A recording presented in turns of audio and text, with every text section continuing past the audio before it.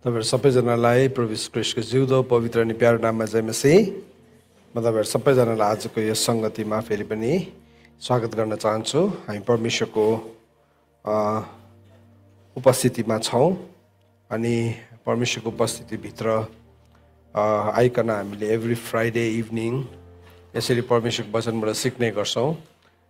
परमेश्वरको वचन अनुसार यो हाम्रो एउटा समयमा हामी तोकिएको समयमा हामी आउँछौं अनि परमेश्वरको वचनले हामीलाई सिकाएको छ जब पनि परमेश्वरसँग भेट हुने समयमा हामी आउँछौं त्यति बेला हामीले त्यो समयमा आउँदै गर्दाखेरि चाहिँ भेल कुनै पनि ठुलो भेलले पानीको भेलले पनि हामीलाई छुन सक्दैन, किनभने त्यो चाहिँ परमेश्वरले तोक्नु भएको समयमा हामी आएका हुन्छौं। र लास्ट टाइम हामीले के सिकिरहेका थियौं भन्दाखेरि चाहिँ हामीले कहिले पनि नहल्लिने राज्यको बारेमा अनि परमेश्वरको घरानाको चिन्हको बारेमा, sign of the house of God भनिकन इजिकेललाई कसरी परमेश्वरले एउटा चिन्ह बनाउनु भयो। प्रभुले भन्नुभयो इजिकेललाई म चाहिँ तँलाई एउटा चिन्ह बनाउँछु। सो परमेश्वरले आफ्नो दासहरूलाई एउटा चिन्ह बनाउनुहुन्छ, तर त्यो चिन्ह चाहिँ त्यसले चाहिँ केही कुराहरू बताइरहेको हामीले बिता हप्ता हामीले सिकिरहेका थियौं। त परमेश्वरले हामीहरूलाई अनि हामीले के सिक्यौं लास्ट टाइम भन्दाखेरि दुई किसिमको राज्य, एउटा चाहिँ हल्लिने राज्य छ। आजको दिन म्यानमारमा 7.2 रिचर स्केलको भुइँचालो गयो। ठुल्ठुलो यति साह्रो ठुल्ठुलो मेगा स्ट्रक्चर्सहरू बिल्डिङ्सहरू लडिरहेको थियो अनि यहाँ त्यहाँ भुइँचालो जाने बित्तिकै यहाँ अचानक सिजन चेन्ज भयो, किनभने जब पनि कुनै ठुलो भुइँचालो जान्छ एउटा सिफ्टिङलाई हामी देख्छौँ अनि यो चाहिँ परमेश्वरको वचनमा लेखेका कुराहरू पुरा भएको। लास्ट विक मात्रै हामीले हल्लिने राज्यको कुरा गरेको थियौँ है, हामीले कुरा गरेर भएको होइन, त्यो परमेश्वरको वचनमा लेखेको छ र भएको हो। र त्यस कारणले गर्दाखेरि यो घटनाहरू कमन हुन्छ। संसारको धरोहरहरू यसरी धाराशाही हुन्छ। मैले न्युजमा हेर्दै थिएँ माथि कति मन्जिला त्यहाँको टप अब होटेलहरू, थाइल्यान्ड ब्याङ्ककहरूको ठुल्ठुलो होटेलहरू, 5 स्टार होटेलको माथि भएको स्विमिङ पुलको पानीहरू सबै तल पोखिँदै थियो। त्यस्तो डरलाग्दो हल्ल्यो, बिल्डिङ नागेर पोखिँदै थियो। अनि परमेश्वरको वचनले चाहिँ हामीलाई के सिकाएको छ भन्दाखेरि चाहिँ तपाईँ र मैले पाएको राज्य चाहिँ नहल्लिने राज्य हो।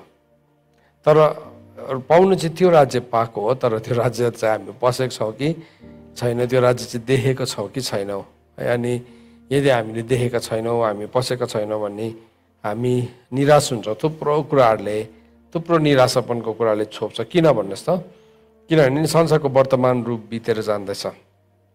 अघि हामीलाई जुन कुरामा मजा आउँथ्यो, अघि हामीलाई संसारको कुराहरू गर्दाखेरि जे कुरा मजा लाग्थ्यो त्यो लाग्दैन। संसारको कुरा चाहिँ त्यस्तो हुन्छ।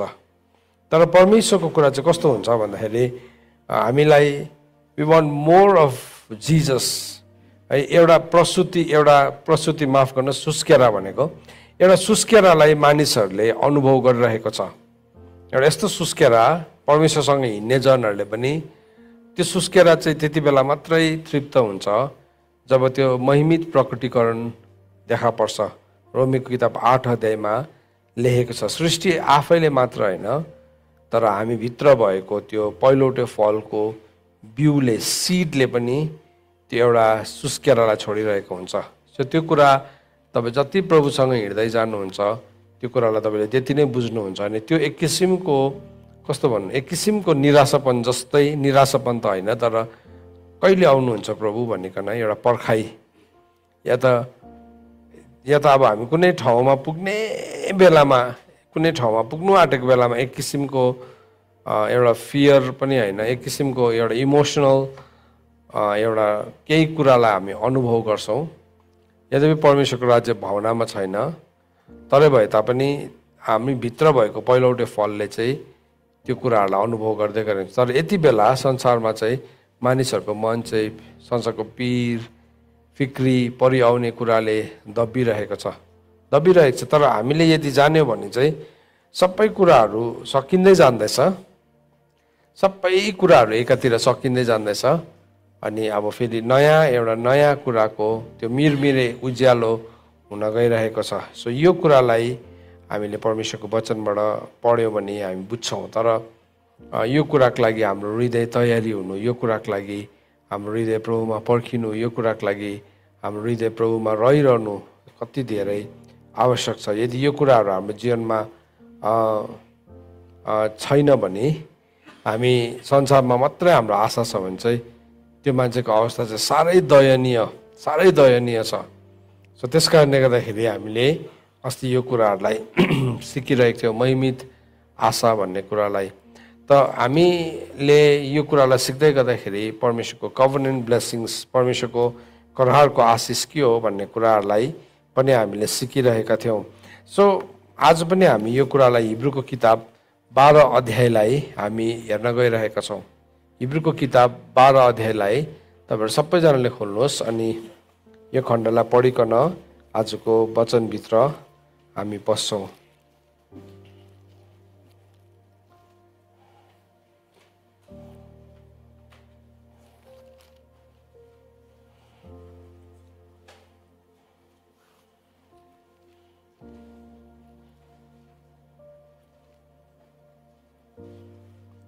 ओके, तपाईँले हिब्रूको किताब 12 अध्यायलाई खोल्नु भन्ने आउनुहोस्। हामीहरू यति बेला प्रार्थना गर्नेछौँ अनि परमेश्वरको वचनभित्र हामी पसिजानेछौँ। प्रभु, यति बेला हामी तपाईँको अगाडि आउँछौँ, हामी तपाईँलाई धन्यवाद दिन्छौँ। प्रभु, तपाईँको वचन तपाईँले हामीलाई दिनुभएको लागि, तपाईँ हाम्रो बिचमा हुनुभएको कारणले गर्दाखेरि तपाईँको वचनले भन्छ परमेश्वरको राज्य चाहिँ तिमीहरूले देख्ने गरी यहाँ अथवा त्यहाँ त्यस्तो प्रकारले आउँदैन, तर परमेश्वरको राज्य चाहिँ तिमीहरूको बिचमा छ भनिकन प्रभु तपाईँको वचनले हामीलाई सिकाएको छ। प्रभु, त्यो राज्य जो हाम्रो बिचमा छ प्रभु अनि हामी भित्र छ प्रभु, त्यो राज्य यति साह्रो ठुलो छ, त्यसको लागि हामी दिन प्रतिदिन तयारी भइरहेका छौँ। प्रभु, यस संसारको वर्तमान रूप बितेर जाँदैछ प्रभु, यो जान्दै गरेको रूपमा यदि हामी यो संसारको त्यो कुरालाई थामेर राख्ने हामीले कोसिस गर्छौँ भने हामीलाई त्यसको एउटा थिचाइले, यसको एउटा गरुङपनाले हामीलाई थिच्छ। तर यदि प्रभु हामीले नहल्लिने राज्यलाई समातेका छौँ, त्यसलाई हामीले पाएका छौँ भने चाहिँ प्रभु यति बेला हाम्रो चाहिँ उदय हुने प्रभु, हाम्रो त्यो बिहान, त्यो रातभरिको रुवाई सकिकन अब त्यो नयाँ बिहान आउने समयहरूभित्र हामी पस्दैछौँ। प्रभु, हामीले थुप्रो लामो समयदेखि प्रभु तपाईँको वचनलाई हामीले सिकिरहेका छौँ, तपाईँको धार्मिक व्यवस्थालाई हामीले सिकिरहेका छौँ, किनभने हामी आउनेवाला राज्यको लागि तयारी भइरहेका छौँ। अनि प्रभु, त्यो राज्यमा जहाँ चाहिँ तपाईँले हामीलाई शासन गर्न दिनुहुन्छ, जहाँ चाहिँ तपाईँले हामीलाई अधिकार गर्न दिनुहुन्छ प्रभु, हामी यसको लागि दिन प्रतिदिन तयारी भइरहेका छौँ। धन्यवाद चढाउँछौँ पवित्र आत्मा। साँच्चै नै त्यो महिमित आशा हाम्रो आशा भएको, जसले चाहिँ हामीलाई अति पवित्र विश्वासतर्फ डोर्याउँछ, त्यो महिमित आशा जसले चाहिँ हामीलाई प्रभु साँच्चै नै प्रेम, सिद्ध प्रेमतर्फ बढाउँछ, महिमित आशा जसले चाहिँ हामीलाई साँच्चै नै पवित्रतालाई सिद्ध हुनलाई बोलाउँछ। प्रभु, हामी यस कुरासँग अगाडि बढ्न चाहन्छौँ। आज प्रभु यो कुरा बोल्नको लागि तपाईँले मेरो ओठलाई वेदीको आगोले डामिदिनुहोस्, सुन्नेहरूको कानलाई थुमाको रगतले पखाली माग्दछु। प्रभु, हामी त्यत्तिकै सुनेर प्रभु हामी फर्किने होइन, तर यो अनुसारले हामी तयारी हुन सकौँ। आज वचनको ऐना तपाईँले हामीलाई देखाइदिँदै गर्नु हुँदाखेरि प्रभु हामी कुन ठाउँमा चुकिरहेका छौँ, कुन ठाउँमा हामी सुस्त भइरहेका छौँ, कुन ठाउँमा प्रभु हामी लापरवाही भइरहेका छौँ अनि कुन ठाउँमा हामी अझै प्रयत्न गर्नुपर्ने छ। पवित्र आत्मा, तपाईँले हामीलाई सहायता गर्नुहोस् यो कुरा बुझ्नलाई, गर्नलाई, र प्रभु तपाईँलाई महिमा हुन सकोस्। धन्यवाद पवित्र आत्मा, सम्पूर्ण कुराको लागि तपाईँलाई धन्यवाद चढाउँदै माग्दछु आशिष पुत्र प्रभु यीशु ख्रीष्टको जिउँदो अनि पवित्र नाउँले, आमेन। ओके, सो हामी हिब्रूको किताब 12 अध्यायलाई पढ्नुभन्दा पहिला यसको ब्याकग्राउन्डलाई अलिकति तपाईँहरूलाई बुझाउनु पर्यो। 12 अध्यायमा पुग्नुभन्दा अगाडि अलिकति तपाईँलाई यसको पृष्ठभूमि बुझाउनु पर्यो, त्यहाँदेखि मात्रै हामीले यो कुरालाई बुझ्न सक्छौँ। सो हिब्रूको किताब कसरी सुरु हुन्छ भन्दाखेरि चाहिँ हिब्रूको किताबमा प्रभुले भन्नुभएको छ कि अगाडिको दिनहरूमा चाहिँ परमेश्वर अगमवक्ताहरूद्वारा बोल्नुभयो, तर अब अनि विभिन्न किसिमले बोल्नुभयो, तर अब चाहिँ आफ्नो पुत्रद्वारा बोल्नुहुन्छ भन्ने कुरालाई त्यसरी सुरु गरेको छ।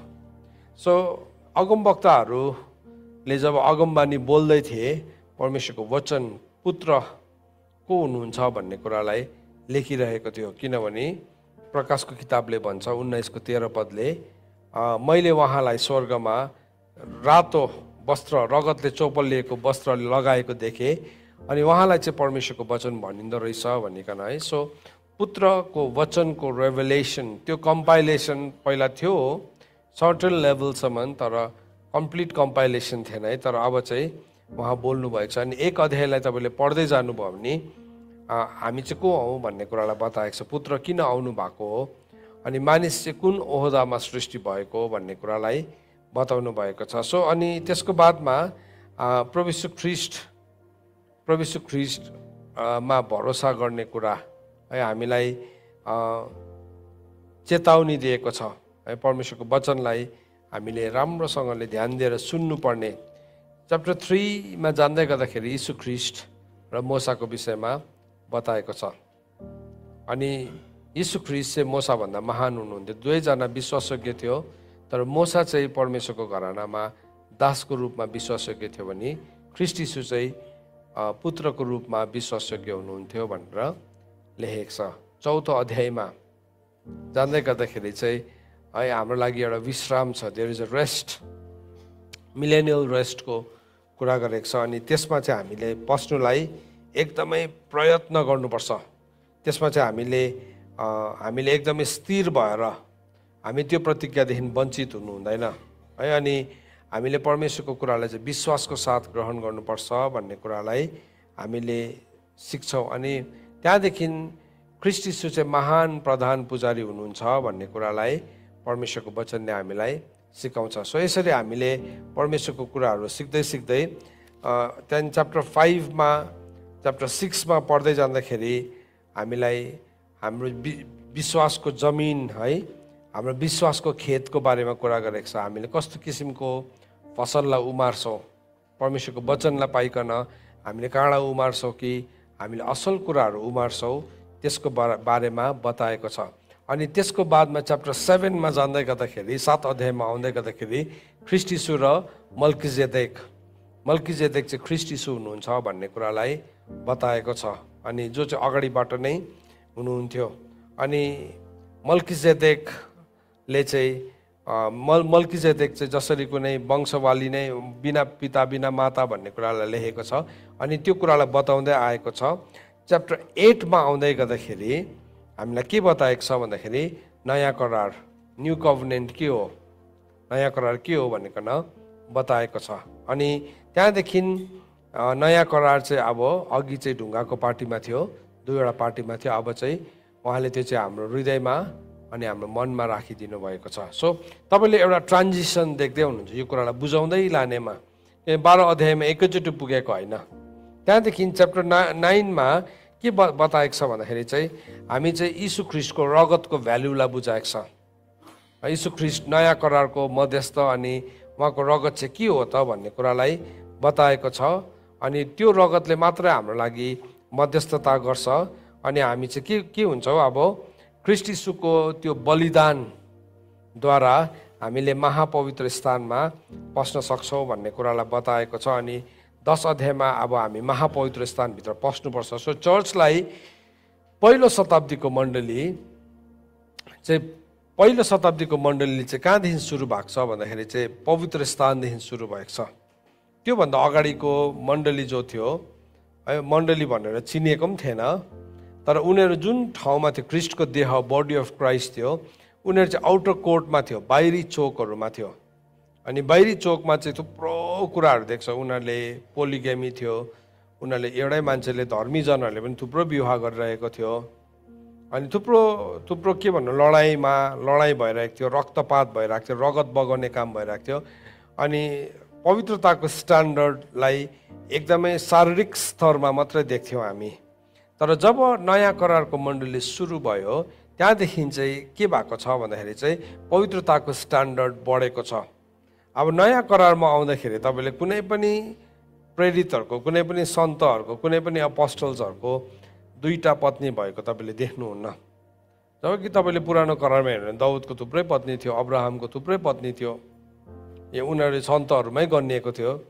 अनि तर नयाँ करारमा तपाईँले त्यो देख्नुहुन्न। किन भन्नुहोस् त, नयाँ करार चाहिँ पवित्र स्थानदेखि सुरु भएको छ। अब यो 10 अध्याय चाहिँ नि यस्तो ठुलो एउटा ट्रान्जिसन छ, एउटा यस्तो ठुलो परिवर्तन छ। 10 अध्यायमा आउँदै गर्दाखेरि चाहिँ नि हामीलाई महापवित्र स्थानभित्र पस्ने आह्वान दिएको छ। 10 अध्यायको 19 पदलाई पढ्यो भने त्यहाँ के भनेको छ, यसकारण भाइ हो येशूको रगतद्वारा महापवित्र स्थानमा प्रवेश गर्ने साहस हामीलाई हुन्छ। हाम्रो निम्ति एउटा नयाँ र जीवित मार्ग उहाँले खोलिदिनु भएको छ, जसको कारण पर्दाद्वारा अर्थात् उहाँको शरीरको रगतद्वारा भएर हामी भित्र प्रवेश गर्न सक्छौँ। सो हामीलाई त्यहाँ भित्र प्रवेश गर्नलाई है 19, 20, 21, 22मा पढ्दै गर्दाखेरि चाहिँ हामी पस्नुपर्छ। हामी यहाँ यसो भनेर लेखेको छ, 22 पनि 21 पनि पढ्नु पर्यो। परमेश्वरको घरानामा हाम्रो एकजना महान पुजारी हुनुभएको हुनाले हाम्रो हृदय खराब विवेकबाट छर्कोद्वारा चोखाइएर र शुद्ध पानीले हाम्रो शरीरलाई धोएर साँचो हृदयले विश्वासको सम्पूर्ण भरोसामा हामी परमेश्वरको समीप जाऊ। हामीले दृढ स्वीकार गरेको आशालाई दोधार नभइकन दर्रोसँग थामिराखौँ, किनकि जसले प्रतिज्ञा गर्नुहुन्छ उहाँ विश्वासयोग्य हुनुहुन्छ। अब यो यहाँदेखि एउटा परिवर्तनलाई हामी देख्दैछौँ। सो त्यति बेलाको मण्डली पस्दै थियो। अब त्यो कुरालाई त्यो फर्स्ट सेन्चुरीको चर्चले यो कुरालाई बुझेर पस्दै थियो, तर बिचमा चर्चभित्र जुन अब एउटा डार्क एज आयो, एउटा अन्धकारको युग आयो, जुन चाहिँ युगमा चाहिँ थुप्रो कुराहरू मिश्रण हुन थाल्यो, थुप्रो कुराहरू मिश्रित हुन थाल्यो। अब जबसम्म एउटा मान्छेको शरीर मरेको हुँदैन नि, शरीर नमरिन्जेलसम्म चाहिँ शरीर चाहिँ जहिले पनि आत्माको विरुद्धमा हुन्छ। चाहे त्यो जस्तै सन्त किन नहोस्, चाहे त्यो गडली सेन्ट देखिने मान्छे किन नहोस्, त्यो मान्छेको शरीर मरेको छैन भने चाहिँ शरीरले चाहिँ जहिले पनि आत्माको विरोध गर्छ। अनि हामी त्यसको बिचमा नि त्यो पहिलो शताब्दीको मण्डलीको अन्ततिर है, त्यो जब त्यो प्रेरितहरूको मृत्यु हुँदै थियो, उनीहरू मर्दै थियो, उनीहरू मारिँदै थियो, सकिँदै थियो है। अब उपदेशक 1:9ले भन्छ कि सूर्यमुनि केही कुरा नयाँ छैन, जे कुरा अगाडि भएको थियो त्यो कुरा फेरि हुन्छ। सो पहिला हामीले न्यायकर्ताको समयमा हेऱ्यो भने जब अगाडिको पुर्खाहरू उनीहरू मर्थ्यो, नयाँ पुस्ता चाहिँ के हुन्थ्यो, उनीहरू एकदमै पापमा ऱ्याम्पेन्ट हुन्थ्यो, यस्तो डरलाग्दो पापी हुन्थ्यो। उनीहरूले दाहिने हात र देब्रे हात पनि नचिन्ने खालके पापी हुन्थ्यो। अहिले हामी थुप्रो देशहरूमा जाँदै गर्दाखेरि व्यभिचार भनेको त केही ठुलो कुरा होइन जस्तै लाग्छ थुप्रोजना मान्छेलाई। अनि प्रभुले भन्नुभएको छ लास्ट डेजमा फेरि ललेसनेस बढ्छ, अन्तिम दिनहरूमा अधार्मिकता बढ्छ। त्यो अधार्मिकतालाई चाहिँ त्यो शब्दलाई हामीले यदि त्यसलाई राम्रोसँगले प्रस्ट्याएर हेऱ्यो भने चाहिँ त्यहाँ चाहिँ के भनेको छ, व्यवस्था हट्छ, व्यवस्थाहीनता, त्यसको सही शब्द चलाउनु भने चाहिँ अराजकता। अराजकता भनेको चाहिँ एब्सेन्स अफ ल है, एब्सेन्स अफ ल। परमेश्वरको जीवित व्यवस्थालाई हटाउनुलाई चाहिँ अराजकता भन्छ। सो यहाँ हामी के देख्छौँ भन्दाखेरि उनीहरूलाई भनेको थियो यो, किनभने हिब्रूको किताब जब लेखियो त्यति बेलाको शताब्दीको मण्डलीले पढ्दै थियो, उनीहरूलाई यहाँ 23 पदमा भन्दैछ, हामीले दृढ स्वीकार गरेको यस आशालाई दोधार नभइकन दर्रोसँग थामिराखौँ, किनकि जसले प्रतिज्ञा गर्नुभयो उहाँ विश्वासयोग्य हुनुहुन्छ। आमेन। सुन्नुहोस्, यो चाहिँ नि मेसेज थियो, यो चाहिँ मेसेज थियो त्यो चर्चलाई, त्यो शताब्दीको मण्डलीलाई के भन्दै थियो, हामीले दृढ स्वीकार गरेको आशालाई। हाम्रो आशा के हो, वाट इज आवर होप है। हाम्रो आशा चाहिँ पुनरुत्थान, अनि पहिलो पुनरुत्थान है, फर्स्ट रेजरेक्सन, उत्तम पुनरुत्थान हो नि त हाम्रो आशा चाहिँ। यदि त्यो नहुने भने त अस्ति पौलले भनेको हामीले पढ्दै थियौँ 1 कोरिन्थी 15:32मा, यदि पुनरुत्थान नहुने हो भने त हामी खाउँ पिउँ मजा गरौँ, किन भोलि त हामी मरिहाल्छौँ। आज थुप्रोजना व्यक्तिहरू प्रभुको कुरामा उभिरहेको छ, थुप्रोजना। आज हाम्रो यहाँ भाइ साहब आउनु भएको छ, उहाँले आफ्नो सबै नौकरी छोडिकन प्रभुको काममा निस्किनु भएको, सबै कुरालाई है, के कुराले सबै जिन्दगी राम्रोसँगले सेटल भइरहेको मान्छे के कुराले चाहिँ सबै छोडेर चाहिँ प्रभुको काममा निस्किनु है। अब त्यो सञ्चको हिसाबले हो भने चाहिँ कि चाहिँ दिमाग बिग्रिनु पर्यो होइन, कि चाहिँ अब डिप्रेसन भएको हुनु पर्यो, कि चाहिँ अब हात खुट्टा काम नलाग्ने भएको। त्यस्तो पनि भएको छैन, दिमाग पनि भएको छैन, डिप्रेसन पनि बिग्रेको छैन, हात खुट्टा पनि राम्रै छ। त त्यो किन भन्दाखेरि चाहिँ नि यो दृढ आशा जुन चाहिँ छ नि, यसरी भन्दैछ हामीले दृढ स्वीकार गरेको आशालाई दोधार नभइकन दरिलोसँग थामिराखौँ। किनभने परमेश्वरको राज्य चाहिँ एउटा खेत खन्ने मान्छे जस्तै हो होइन। उखानमा के भनेको छ, परमेश्वरको राज्य चाहिँ त्यो एउटा मान्छे जस्तै हो, एउटा खेतमा लुकाइराखेको गार्डन जस्तै हो, जसले चाहिँ त्यो गार्डनलाई भेटायो भनेको छ। अनि त्यो गार्डन चाहिँ एउटा दृढ आशा। एकैछिन 12 अध्यायमा लानुभन्दा अगाडि म तपाईँलाई यसको पृष्ठभूमि भन्दैछु है। मत्तीको किताब 13 अध्यायमा आउनुहोस् तपाईँ। मत्तीको किताब 13 अध्यायमा प्रभु यीशु ख्रीष्टले एउटा उखान भन्नुभएको छ। अनि त्यो उखानमा चाहिँ 44मा भनेको छ, 13 को 44, स्वर्गको राज्य कुनै एउटा खेतमा गाडी राखिएको गाडधन जस्तै हो, जो एकजना मानिसले भेटाएर लुकाइराख्दछ अनि आनन्दित भएर ऊ जान्छ र आफूसित भएको सबै बेच्छ र त्यो खेत किन्छ। अनि त्यसलाई चाहिँ नि अघि हिब्रूको किताब 10 अध्यायको 23 पद, यहाँ तपाईँले लेखिराख्नुहोस् ल, हिब्रू 10 को 23 लेखिराख्नुहोस्, हिब्रू 10 को 23। किनभने यसरी लेखेको छ नि, स्वर्गको राज्य चाहिँ कुनै एउटा खेतमा गाडी राखिएको गाडधन जस्तै हो, जो एकजना मानिसले भेटाएर लुकाइराख्दछ र आनन्दित भएर ऊ जान्छ र आफूसित भएको सबै बेच्छ र त्यो खेत किन्छ। आफूसँग भएको सबै बेचिकन उसले त्यो खेत किन्छ। किन भन्नुहोस् त, किनभने यहाँ यसरी भन्दैछ हिब्रूको किताब 10 अध्यायको 23 पदमा, हामीले दृढ स्वीकार गरेको आशालाई दोधार नभइकन दृढसँगले थामिराख्नुपर्छ। यो चाहिँ यस्तो खालको यो आशा कोही कोही बेला दोधार हुन्छ। कतिजनाले अनुभव गर्नु भएको छ। अब यहाँ हामीसँग थुप्रोजना सेवकहरू छ, कतिजनालाई दोधार हुन्छ। दोधार त होइन, 5 धार है, 20-25 धारसम्म भइसकेको हुन्छ कसैको है। तपाईँले लुगामा इस्त्री लाउनु भएको छ। पहिला चाहिँ अब हामी इस्त्री लगाएर लुगा लगाउँथ्यौँ है। त्यति बेला चाहिँ एकदम इस्त्री लगाएर एकदम प्लेट भएको टेलरकोमा लुगा सिलाउँथ्यो। अनि प्यान्ट हो भने, सुरुवाल हो भने कति प्लेटको भन्थ्यो है। सो हामी चाहिँ 2 प्लेट 3 प्लेटसम्मको लाउने जमानाको मान्छेहरू हो। सो माथि 3टा प्लेट बनाइदिन्थ्यो, तर एउटा चाहिँ मेन धार हुन्थ्यो। त्यो माथिको 3टा प्लेटमा आधीसम्म आउँथ्यो अरू धार चाहिँ। अन्त इस्त्री लाउनु जानेन भने चाहिँ के हुन्थ्यो, 1 धार हुँदैन थियो, कति धार हुन्थ्यो, 2 धार हुन्थ्यो है, 2-3 धार हुन्थ्यो। नलाउनु जान्नेले चाहिँ पछाडि अलिक एक्सपर्ट भएपछि चाहिँ है एउटै धार हुन्थ्यो, चिटिक्कै थियो एकदम। कसको चाहिँ दामी, अन्त के भन्थ्यो, आमा यसको धारले काट्छ हात भन्थे है। सो यहाँ पनि बाइबलले भन्दैछ 2 धार नभइकन है। कतिजना चाहिँ अन्तिम समय आउँदाखेरि चाहिँ 25, 26, 30 है, कतिजना त अब चाल्ने भइसक्यो होला।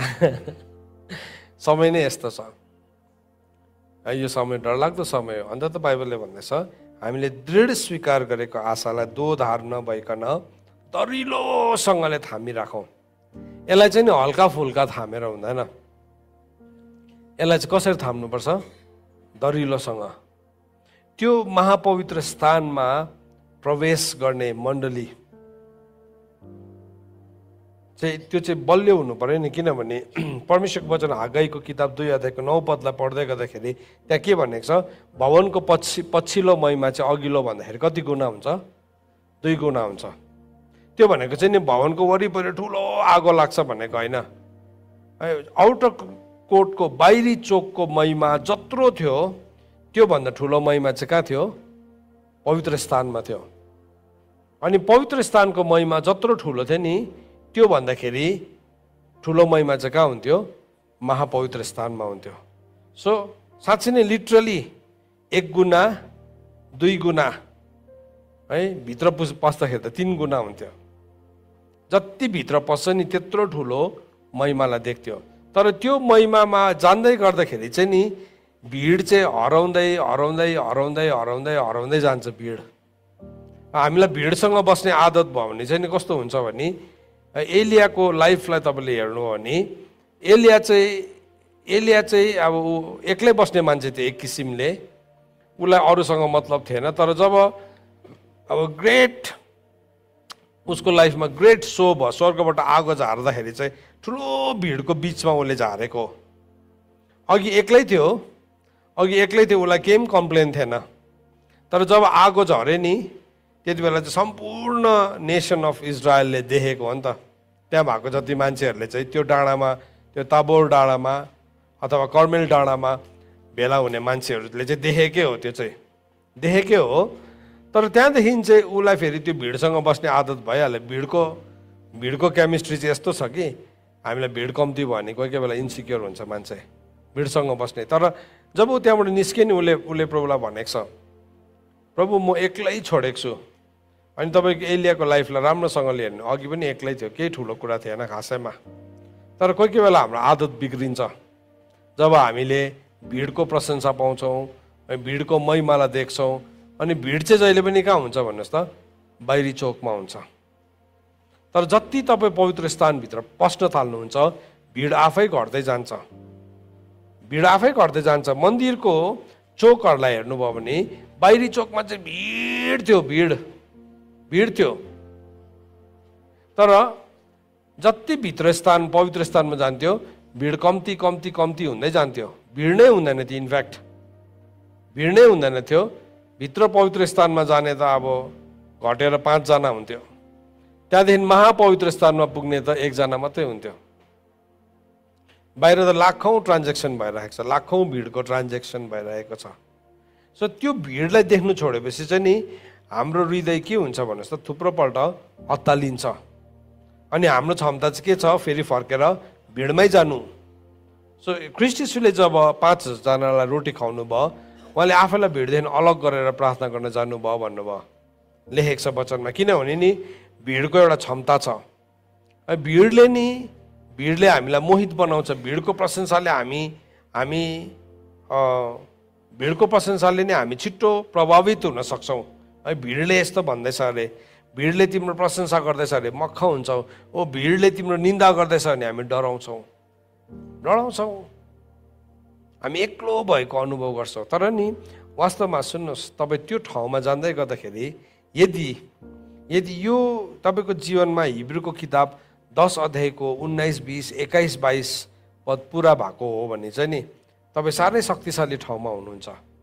अब त्यो होइन, त्यो बिना हो भने अब मेरो भन्नु केही छैन है। त्यो अब त्यति बेला चाहिँ हामीले चेक गर्नु नै पर्ने हुन्छ। सो यसरी लेखेको छ यहाँ, हाम्रो हृदय 22 पदलाई पढ्दैछ, हाम्रो हृदय खराब विवेकबाट छर्कोद्वारा चोखाएर शुद्ध पानीले हाम्रो शरीरलाई धोएर साँचो हृदयले विश्वासको सम्पूर्ण भरोसामा हामी परमेश्वरको समीप जाऊ। अघि त्यो परमेश्वरको समीप चाहिँ माथि 19 पदमा चाहिँ महापवित्र स्थान भनेको छ है। सो त्यो ठाउँमा चाहिँ भवनको महिमा चाहिँ 2 गुणा हुन्छ, इट विल बी ट्वाइस। तर त्यो भवन किनभने त्यो भवन चाहिँ मान्छेको हातले बनाएको मन्दिर होइन, परमेश्वरले बनाउनु भएको मन्दिर हो। परमेश्वरले बनाउनु भएको मन्दिर जो चाहिँ हामी हौ।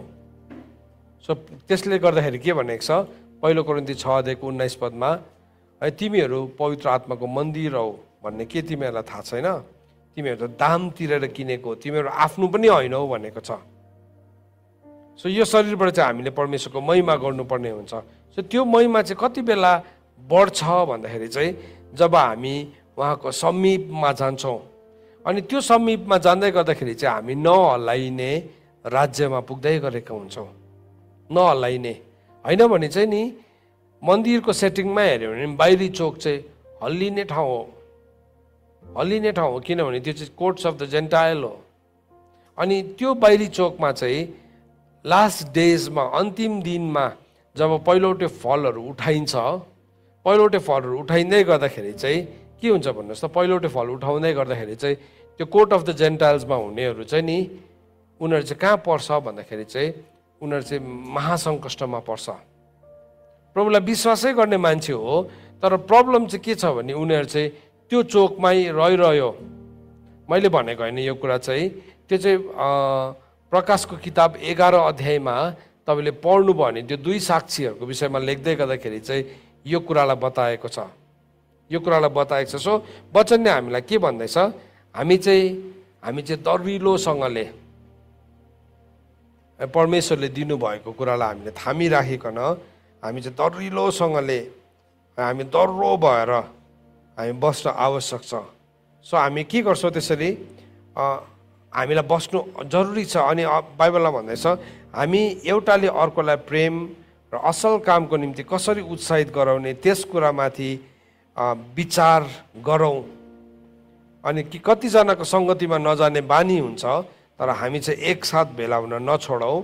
तर प्रभुको दिन नजिक आइरहेको तिमीहरूले देखेको हुनाले एउटाले अर्कोलाई झन् प्रोत्साहन देऊ।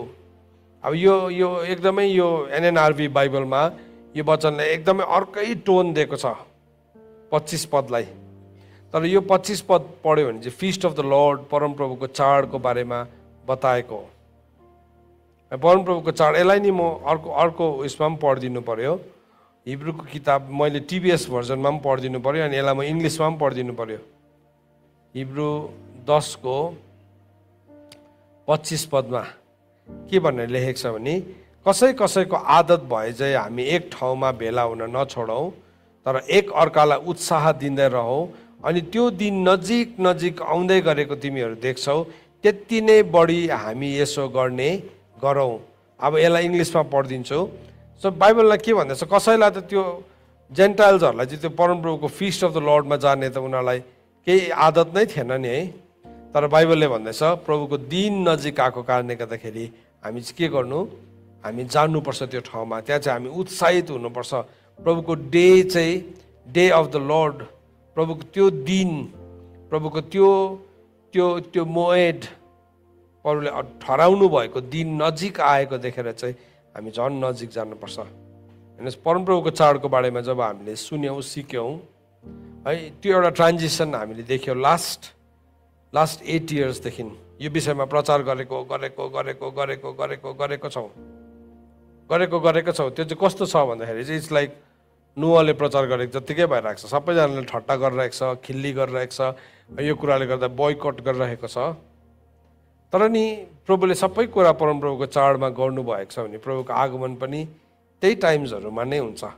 यदि ख्रिस्टको मृत्यु निस्तार चाडको समयमा भएको थियो, यदि पवित्र आत्माको आगमन साताहरूको चाडमा भएको थियो, भन्नुको मतलब चाहिँ ख्रिस्ट यीशुको पुनरागमन पनि अभियसली चाडमै नै हुन्छ नि, परमप्रभुको चाडमै। अन्त वचनले भन्दैछ कसैको त त्यो भेला हुने आदत नै छैन, तर परमेश्वरको दिन नजिक आएको हुनाले चाहिँ हामी के गरौँ, एकसाथ चाहिँ वर्षमा 3 पल्ट भेला हुन्थ्यो। एकसाथ चाहिँ वर्षमा 3 पल्ट भेला हुन्थ्यो। अनि त्यो एकसाथ भेला हुने समय चाहिँ कहिले थियो भन्दाखेरि चाहिँ त्यो चाहिँ अखमिरे रोटीको चाडमा, सातामा चाडमा, त्यहाँदेखि साताहरूको चाडमा, अनि छाप्रोवासको अथवा तुरैको चाडमा उनीहरू भेला हुने गर्थ्यो। सो बाइबलले भन्दैछ कसैको त त्यो आदत नै छैन, छोडिदिइसकेको छ। त्यो दिनहरूमा पनि त्यसै गर्दै नेग्लेक्ट गर्दै थियो त्यो कुरालाई। तर होइन है, त्यसलाई हामी नछोडौँ, किनभने हामी जुन चाहिँ सहरलाई हामीले हेरिरहेका छौँ, त्यो सहर चाहिँ कुन चाहिँ सहर हो भन्दाखेरि चाहिँ त्यो चाहिँ परमप्रभुको सियोनको कुरा गरेको छ नि। यहाँ हिब्रूको किताब 12 अध्यायमा हामी चाहिँ सियोन डाँडामा आइपुगेका छौँ भनेको छ नि त। अनि त्यो सियोनलाई चाहिँ के भनेको छ भन्दाखेरि चाहिँ त्यो सियोनलाई चाहिँ परमप्रभुको चाडको सहर भनेको छ। हामी चाहिँ सियोन डाँडामा आएका छौँ भनेको छ नि हिब्रूको किताब 12 अध्यायमा 12 को 22 मा। अनि त्यो सियोनलाई चाहिँ के भनेको छ भन्दाखेरि चाहिँ परमप्रभुको फिस्टलाई सेलिब्रेट गर्ने सहर भनेको छ। म त्यो रेफरेन्स पनि तपाईँलाई दिन्छु यो सन्दर्भमा, सो द्याट हामीले यसलाई बुझ्न सकौँ। यशायाको किताब कतिमा छ भने नि 30 अध्यायको कतिमा छ भने नि 33 को 20 मा, यशाया 33 को 20 मा लेखेको छ त्यो। अब हिब्रू 12 को 22 मा चाहिँ तपाईँले यशाया 33:20 लेख्नुहोस्। यशाया 33:20 के लेखेको छ हेर्नुहोस् त, पढौँला हामी। यशाया 33:20।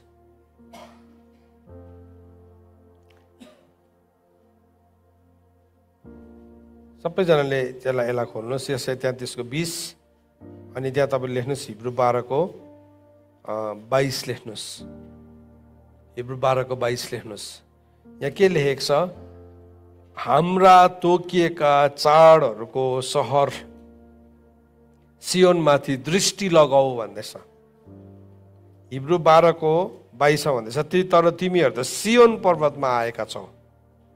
अब सियोन पर्वत चाहिँ कुन चाहिँ पर्वत रहेछ भन्दाखेरि चाहिँ तोकिएको चाडहरूको सहर रहेछ। सहर यो चाहिँ नहल्लिने हो, यो चाहिँ नहल्लिने हो सहर भनेको छ त्यसलाई। त्यहाँदेखि के भनेको छ भने त्यसलाई स्वर्गीय यरुसलेम र असङ्ख्य स्वर्गदूतहरूको आनन्द उत्सव भनेको छ। सो त्यो परमप्रभुको चाडलाई चाहिँ आनन्द उत्सव पनि भनेको छ। सो त्यसलाई चाहिँ त्यसरी कम्पेयर गरेको चाहिँ। सो यसरी भन्दैछ, you have come to Mount Zion and the city of the living God, the heavenly Jerusalem and to innumerable angel in a festal gathering. है त्यही वर्ड चलाएको छ त्यहाँ पनि है, त्यो उत्साहको एउटा एउटा एउटा ग्यादरिङभित्र। सो त्यही शब्दलाई चाहिँ अब के भन्दै थियो, त्यही शब्दलाई चाहिँ हिब्रू 10:25 भन्दैछ, हामी एकसाथ भेला हौँ, नछोडौँ त्यो आदतलाई है, किनभने प्रभुको दिन चाहिँ नजिक आउँदैछ। त्यो दिन आउँदै गर्दाखेरि चाहिँ जब पेन्तिकोसको दिन आएको थियो, चेलाहरू कहाँ थियो? के भनेर लेखेको छ प्रेरितको किताब 2:1 अब जब पेन्तिकोसको दिन आएको थियो उनीहरू एकसाथ भेला भएको थियो भनेको छ। दे वर टुगेदर भनेको छ। हिब्रूको किताब प्रेरितको किताबलाई यो पनि पढिदिनु पर्यो। अब यो शब्दलाई पनि हेर्नुहोस् है। अब हामी केही समय बाद यो आउँदो 12 तारिक हामी feast of the Lord April 12 हामी पस्दैछौँ है। सो यहाँ प्रेरितको किताब 2 अध्यायलाई पढ्यो भने यसरी लेखेको छ, जब पेन्तिकोसको दिन आयो तिनीहरू सबै एक ठाउँमा भेला भएको थियो। सो त्यही शब्दलाई चलाउँदैछ घरिघरि। हिब्रू 10:25 पनि हामी एक ठाउँमा भेला हुन नछोडौँ है, एक ठाउँमा भेला हुन नछोडौँ। सो जब पेन्तिकोसको दिन आयो उनीहरू कहाँ थियो अरे? एक ठाउँमा भेला भएको थियो। They were together. हिब्रू 10:25 अघि हामीले के पढ्यौँ? कतिजनाको सङ्गतिमा नजाने बानी हुन्छ, तर हामी चाहिँ एकसाथ भेला हुन नछोडौँ है। पेन्तिकोसको दिनमा उनीहरू एकसाथ थियो। ख्रीष्ट यीशुको स्वर्गारोहणमा उनीहरू एकसाथ थियो। जब पवित्र आत्मा आउनु बनी एकसाथ थियो। तपाईँ कहीँ जानुभयो है, तपाईँलाई कसैले वेलकम गर्नुलाई एकसाथ आयो भने कस्तो ब्युटिफुल देख्छ है, राम्रो देख्छ नि। प्रभु आउँदै गर्नु हुँदाखेरि नि हामी एकसाथ भेला भइरहेको भेटाउनुपर्छ। सो तर अब कुन ठाउँमा चाहिँ हामी छौँ? हामीले चाहिँ हल्लिने राज्यमा बसिरहेको छौँ कि हामीले नहल्लिने राज्य पाएर बसेको छौँ? यो अब एउटा हाम्रो लागि एउटा के भन्नु, हामीले बुझ्नुपर्ने कुरा हो। सो यहाँ के गर्दैछ भन्दाखेरि चाहिँ हिब्रूको किताबमा भन्दैछ, अब यसलाई म फेरि पढ्नु पर्यो। प्रेरितको किताब 2 अध्यायको 1 चाहिँ तपाईँले लेख्नुहोस्। हिब्रू 10:25 त्यो एकै ठाउँमा भन्ने शब्दमा चाहिँ हिब्रू 10:25 किनभने अब परमेश्वरको वचनमा लेखेको थियो लेवी 23:15 र 16 व्यवस्था 16:16 लास्ट टाइम मैले लेख्नु लाग्छु छु, तपाईँको बाइबलमा हेर्नु भने लेख्नु भएको छ होला है। यो प्रेरितको किताब 2:1 है, तपाईँले अलरेडी लेखिसक्नु भएको छ। व्यवस्था 16:16, लेवी 23:15-16 त्यहाँ चाहिँ के भनेको थियो? वर्षमा 3 पल्ट चाहिँ तिमीहरू एकसाथमा भेला हुनु। सो त्यो चाहिँ परमेश्वरले एकसाथ आउनु हामीलाई बोलाउनु भएको। त आज हामी गएर यरुसलेममा त भेला हुन सक्दैनौँ, तर मिलेनियल किङडममा चाहिँ त्यो चाहिँ फेरि लिटरली यरुसलेममा नै भेला हुन्छ। आमेन। फर्स्ट फ्रुट्सहरू चाहिँ पस्छ नि त्यो ठाउँमा। अब निन्दा गर्नेहरूको आफ्नै च्याप्टर छ, त्यो आफ्नै कुरा हो। त्यति बेला देखा पर्छ के सही हो के सही होइन। अहिलेसम्म बाइबलमा भनेको छ केही कुराको फैसला गरि नहाल, अहिले हामी फैसला गर्नु पर्दैन। अहिले तपाईँले कसैलाई कन्भिन्स गरेर यही सही हो है, यो तिमीहरूको गलत हो भनिरहने कुरा छैन। तपाईँले सिकाउँदा बुझाउँदा मान्यो भने ठिकै छ, बुझेन भने आफ्नो आफ्नो कचौरा हो। That's the own portion. कसैलाई जबरजस्ती गर्न सक्दैन, कसैले कसैलाई है तैँले मान्नै पर्छ भनेर भन्नु सकिँदैन। तर बाइबलले चाहिँ हामीलाई इन्स्ट्रक्सन दिएको छ, अब हामी एकसाथ भेला हुन नछोडौँ। सो के गर्दै थियो त्यति बेला पनि कतिजनाले के भन्दै थियो, होइन अब छोड्दा हुन्छ, भइहाल्छ है। त्यो अन्डरस्ट्यान्डिङ उनीहरूको बिचमा पनि थियो। तर भन्दैछ हिब्रूको लेखकले होइन, हामी एकसाथ भेला हुन नछोडौँ। अनि हिब्रूको किताब 12 अध्यायमा आउँदै गर्दाखेरि चाहिँ अब 22 पद, मैले तपाईँलाई 10 अध्यायको त्यहाँसम्म पढाएँ, 10 अध्यायसम्म तपाईँलाई मैले त्यसको आउटलाइन भन्दै थिएँ। 11 अध्यायमा आउँदै गर्दाखेरि विश्वासको नायकीहरूको कुरा गरेको छ है। उनीहरूले दृढ स्वीकार गरेको आशालाई दोधार नभइकन जब उनीहरूले दरिलोसँगले थामे नि के भयो उनीहरूको लाइफमा है। त्यहाँ 2 किसिमको विश्वासको नायकीहरूको कुरा गरेको छ। हिब्रूको किताब 11 अध्यायको 1 देखि लिएर 34 पदसम्म एक किसिमको विश्वासको नायकीहरूको कुरा गरेको छ, जसले यही संसारमा थुप्रो कुराहरू हासिल गरे है, थुप्रो कुराहरू गर्यो, लडाइँहरू जित्यो। तर अब उनीहरूको एउटा निष्कर्ष चाहिँ के छ भने 38 पदमा चाहिँ त्यसको निष्कर्ष दिएको छ, संसार चाहिँ उनीहरूको लागि योग्यको थिएन। हो, उनीहरूले संसारमा ठुल्ठुलो कामहरू गर्दै थियो, तर भए पनि उनीहरूको हृदयभित्र चाहिँ के थियो, परमेश्वरको राज्य थियो। आज नि तपाईँले ठुल्ठुलो काम गर्दै हुनुहुन्छ संसारमा है, त्यो संसारमा ठुल्ठुलो काम गर्नेहरू पापी हो भनेको होइन, तर त्यसभित्र चाहिँ परमेश्वरको राज्य हुन जरुरी छ। त्यो छ भने त त्यही हुनु पऱ्यो नि उद्देश्य चाहिँ, कि मैले जे पनि गर्दैछु यससँग चाहिँ के जोडेको हुनुपर्छ, परमेश्वरको राज्य। होइन भने लुका किताब 12 अध्यायमा हामी एउटा धनी मानिसको उखान्दा पढ्छौँ, जो चाहिँ के थियो, धनी थियो, थुप्रो फसल भयो, थुप्रो कुरा भयो। उसले भन्यो, म ठुल्ठुलो भकारीहरू बनाउँछु, मेरो अब अन्नको भण्डार राख्ने ठाउँ छैन, म ठुल्ठुलो भकारीहरू बनाउँछु।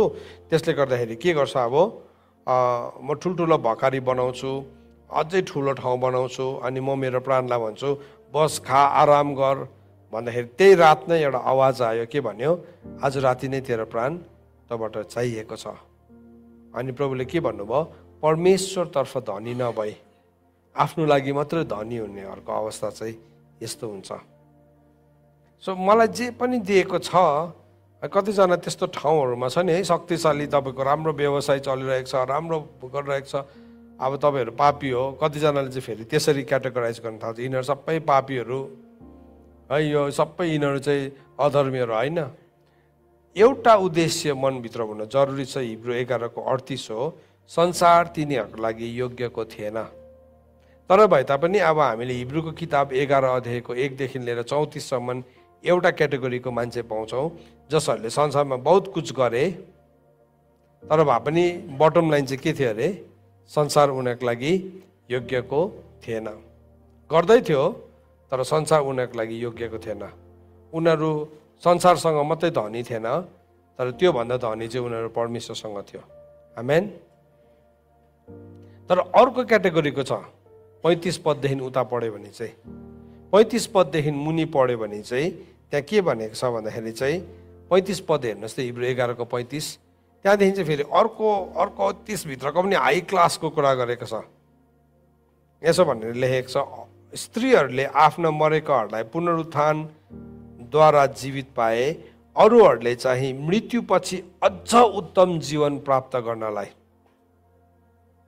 उत्तम जीवन चाहिँ कहिले प्राप्त गर्नलाई तयारी भएको उनीहरू, मृत्यु पछाडि अझै उत्तम जीवन प्राप्त गर्नलाई छुटकारा इन्कार गरेर बरु शास्ति भोगे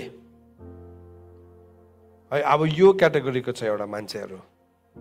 अब कोही बेला चाहिँ के हुन्छ भने नि, अब यहाँ एउटा डिफ्रेन्स आउँछ है, संसारमा कुछ गरिरहेको मान्छे र उसले प्रभुको काम गर्दैछ, उसले नि एउटा यस्तो किसिमको मान्छेलाई देख्छ जसले चाहिँ संसारमा केही हासिल गरेको छैन तर प्रभुको काम गर्दैछ।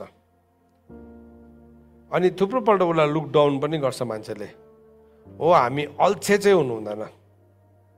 अल्छे भएर प्रभुको नाम लिएर, अल्छे भएर प्रभुको नाम लिएर चाहिँ फेरि धोकामा नपर्दा पनि हुन्छ।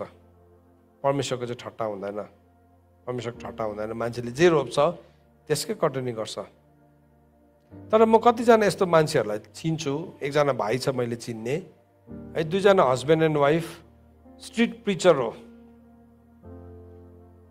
उनीहरू नि संसारको एउटा धनी देशमा बस्छ, तर त्यो धनी देशमा चाहिँ नि उनीहरूले मान्छेकोबाट भनाइ, ढुङ्गा पिटाइ है। अब थर्ड वर्ल्ड कन्ट्रीबाट गएको मान्छेहरू कस्तो हुन्छ धनी देशमा गयो भने है। अब कहिले पनि पैसा नदेखेको मान्छे, अलिकति सफलता नदेखेको मान्छे एकैचोटि धनी देशमा गएर उसले धेरै पैसा कमाउन थाल्यो भने उसले छिट्टो छिटो घर किन्छ, गाडी किन्छ है। अनि उसको लाइफस्टाइल चाहिँ त्यतिसम्म मात्रै सीमित हुन्छ। तर यो भाइ बहिनीको लाइफमा मैले देखेको, उनीहरू पढेको पनि हो, आफ्नो जीवन जवानी पनि दिएको हो, सबै त्यागेर नि त्यो धनी देशको नि रेलवे स्टेसनमा प्रचार गर्दै गरेको हुन्छ। कोही कोही बेला प्रभुलाई विश्वास नगर्ने मान्छेहरूले आएर कुट्छ, उनीहरूलाई कुटाइ खाँदै गरेको हुन्छ। त्यहाँदेखि थुप्रो प्रभुलाई विश्वास गर्ने मान्छेहरूले चाहिँ उनीहरूलाई लुक डाउन गर्छ, उनीहरूलाई नि तल्लो नजरले हेर्छ। किन भन्नुहोस् त है, यसले जतासुकै कुटाइ खाइरहेको छ, पिटाइ खाइरहेको छ। तर हामीले कोही कोही बेला यो बुझ्नु बिर्सिन्छौँ कि उनीहरूले चाहिँ नि कसको लागि, के कुराको लागि शास्ति भोग्दैछ। यहाँभित्र पनि क्लास छ नि, यहाँभित्र पनि क्लास छ। किनभने वचनमा लेखेको छ, यदि ख्रिस्टसँग कष्ट भोग्छौ भने चाहिँ उहाँसँग तिमी महिमित पनि हुन्छौ। तर यो मान्छेहरूले चाहिँ नि कुन चाहिँ महिमालाई खोज्यो भन्दाखेरि चाहिँ उनीहरूले यहाँ संसारमा चाहिँ केही पनि चाहेन भन्दैछ है। जे कुरा चाहियो आउनेवाला युगमा चाहियो। मत्तीको किताब 21 अध्याय, एकैछिन लान्छु ल यो सन्दर्भमा। मत्तीको किताब 21 अध्यायमा हामी प्रभु यीशु ख्रीष्टको चेलाहरूलाई देख्छौँ।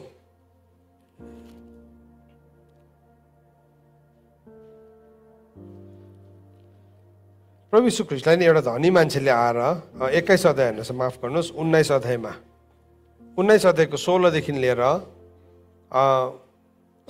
लिएर पढ्यो भने नि एउटा धनी मान्छे आएको छ। पढौँला हामी, 19 को 16देखि पढौँ। उहाँ कहाँ आएर एकजनाले भने, हे गुरु, मैले अनन्त जीवन प्राप्त गर्नलाई के असल काम गर्नुपर्छ? उहाँले तिनलाई भन्नुभयो, असल के हो? तिमी मलाई किन सोध्छौ? असल त एउटै मात्र हुनुहुन्छ। तर तिमी जीवनमा प्रवेश गर्ने इच्छा गर्दछौ भने आज्ञाहरू पालन गर। तिनले उहाँलाई भने, कुन कुन चाहिँ? येशूले भन्नुभयो, तैँले हत्या नगर्नु, तैँले व्यभिचार नगर्नु, तैँले चोरी नगर्नु, तैँले झुटो गवाही नदिनु, आफ्नो आमा बाबुको आदर गर्नु र आफ्नो छिमेकीलाई आफैलाई झै प्रेम गर्नु। अनि त्यो मान्छेको एन्सर सुन्नुहोस्। ती जवान मानिसले उहाँलाई भने, यी सबै त मैले पालन गरेकै छु, अब ममा के कमी छ? सो प्रभुले फर्स्टमा चाहिँ नि एउटा जेनरल कमान्डमेन्ट्स बताइदिनु भयो। त्यो त तपाईँले परित्याग नगरिकन पनि गर्नु सक्छ। जीवनमा केही परित्याग नगरिकन पनि तपाईँले कसैको हत्या गरेन भने चाहिँ मैले ठुलो बलिदान गरेँ भन्नु मिल्छ?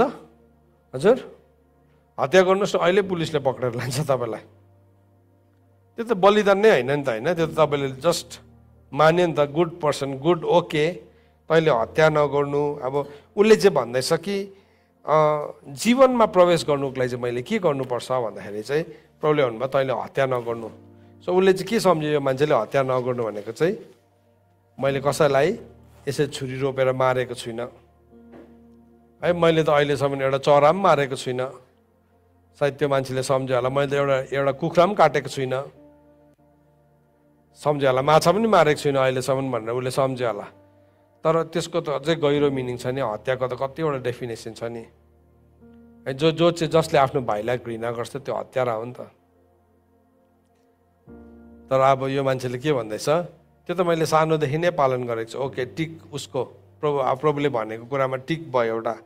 अर्को भन्दैछ, तैँले व्यभिचार नगर्नु है, व्यभिचार पनि गरेको छुइनँ मैले कसैसँग व्यभिचार गरेको छुइनँ। एउटै पत्नीको पति है। तर अब बेविचार पनि 3टा किसिमको छ नि त। अब यहाँ यो कुराहरू हामी किन सिक्छौँ भन्नुहोस् त, यो सिक्दाखेरि चाहिँ मान्छेलाई बोरिङ लाग्छ, अब यो मान्छे आए फेरि त्यही भन्छ भन्ने जस्तो लाग्छ होला। तर डिपर छ नि त, गोलीगाँठासम्मको मात्रै बेविचार नगर्ने लाइफमा होइन, तर हामी चाहिँ चुरुमै आज्ञा पालनभित्र डुबेकै हुनु पर्यो नि त। सो त्यसले गर्दाखेरि चाहिँ यो मान्छेले भन्दैछ मैले त बेविचार पनि गरेको छुइनँ, तैँले चोरी नगर्नु। त्यो मान्छेले भन्दैछ मैले चोरेको छुइनँ है। अब चोरी नगर्नु, कसैको चिज टपक्कै चोर्नु, अर्का घर फोड्नु है, चोरेको छुइनँ। तर अब काम चोर अल्छे हुनु पनि चोरी नै हो नि त फेरि, होइन? अल्छे हुनु चोरी हो कि होइन? हो नि। अन्त तपाईँले काममा ठग्नुहोस् न, तपाईँले जति स्यालेरी पाउनुहुन्छ ठग्नुहोस् न, चोरीमा आइगयो नि त त्यो। उसले भन्दैछ मैले चोरी पनि गरेको छुइनँ। तर त्यो सबै गोलीगाँठाको लेभलमा मात्रै थियो उसको चाहिँ। अन्त उसले के भन्दैछ, तैँले झुटो गवाई नदिनु है। उसले कसैको झुटो गवाई दिएको छैन। ऊ कोर्टमा कसैसँग मुद्दा लड्नु पनि गएको छैन, केसमा पनि पर्दैन, झुटो गवाई पनि दिँदैन। तर कसैको बदनाम गर्नु पनि झुटो गवाईमै पर्छ नि है। नभएको कुरा तपाईँले अर्काको सेयर गर्नुहुन्छ नि, त्यो पनि झुटो गवाईमा। आजको दिनमा नि यस्तो आउँछ मेसेज फोनमा, लु अहिले मार्नु आँटे अरे, प्रार्थना गर भनेर भन्छ। त्यो कहाँबाट कहाँ कुन चाहिँ क्लिप टालेर बनाइरहेको हुन्छ। अनि हामी छिट्टो फैलाएर नि एकदम घुँडा टेकेर प्रार्थना गर्छ। तर तपाईँलाई थाहै छैन त्यो अफवाहभित्र बस्नु पनि झुटो गवाईभित्र परिरहेको हुन्छ। हामी अलिकति नि वचनको समझ राखौँ। हामी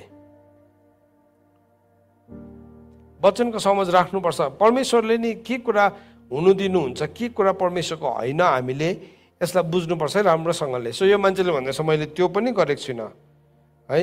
आफ्नो आमा बाबुको आदर मान गर्नु, त्यो पनि मैले गरिरहेको छु। आफ्नो आमा बाबुको मैले आदर मान गरिरहेको छु। त्यहाँदेखि आफ्नो छिमेकीलाई आफैलाई चाहिँ प्रेम गर्नु। उसले भन्दैछ सजिलोसँगले भन्यो, प्रभु यो सबै त मैले पालन गरेकै छु, यो सबै त मैले पालन गरेकै छु, ममा के कमी छ भन्दाखेरि चाहिँ प्रभुले चाहिँ भन्नुभयो अर्को ल्याङ्ग्वेजमा भन्दै हुनुहुन्थ्यो, अघि चाहिँ त हो खोलाको किनारमा गोलीगाँठाको गहिराइमा मात्रै हिँड्दै थिइस्, अब चाहिँ अलिकति डुब्नेमा आइज भन्नुभएको थियो। प्रभुले भन्नुभयो तिमी सिद्ध हुन चाहन्छौ भने गएर तिमीसँग भएको सबै बेचेर दरिद्रलाई देऊ र तिमीले स्वर्गमा धन प्राप्त गर्नेछौ र मेरो पछाडि लाग। अब यो चाहिँ कुन चाहिँ क्याटेगोरीको मान्छे हो भन्दाखेरि चाहिँ अघि हिब्रू 10:35 क्याटेगोरीको मान्छे हो।